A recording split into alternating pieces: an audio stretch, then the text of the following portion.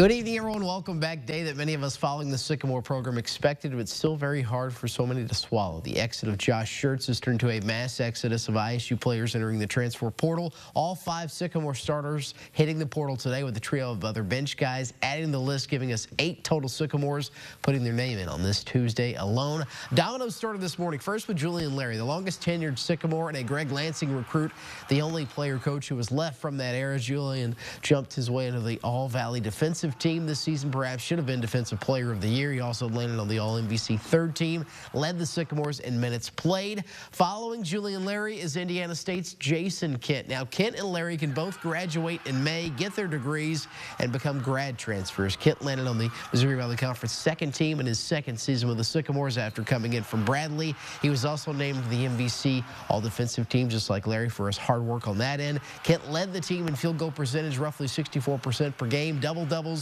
was 4th on the team in scoring average at 14 per game. He has a year left. Like Larry, we'll have to wait and see what happens next. Up next is Missouri Valley Conference Newcomer of the Year and Indy native Ryan Conwell hitting the portal around noon or so today. The Indy native leaving his mark in just 1 year with Coach Schertz and the Sycamores.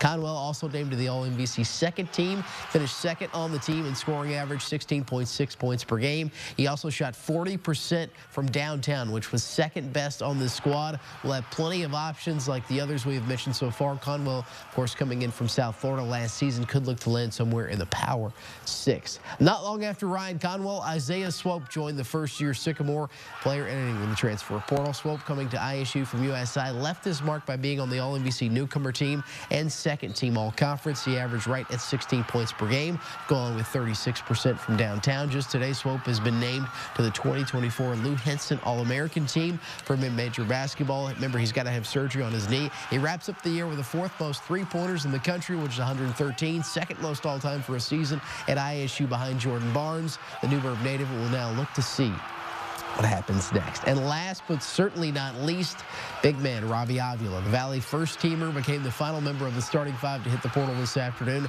Robbie, like Swope, just been named to the Lou Henson All-American team for mid-major hoops. He led the Sycamores in scoring at 17 points per game, shot above 50% from the floor. Robbie just joined the 1,000-point club mark the other night with a free throw against Seton Hall in the NIT championship. He also has a no-contact tag in his portal, meaning he is more than likely heading with Schertz to St. Louis. Starting 5, not the only ones hitting the portal today. Remember, just because you hit the portal doesn't mean you're going to leave, but could be very likely you're going to leave. 3 other ISU guys jumped in the portal with that 5, so you see how quickly things can change in the college basketball landscape. Monday, you had Mason Miller, so 8 today with Mason. Yesterday makes it 9 ISU players. Jaden Schertz would be 10 hitting the transfer portal. Of course, you're going to have Jabo and Jake Wolf graduating. That's 12. We are just getting started on this Tuesday with ISU basketball.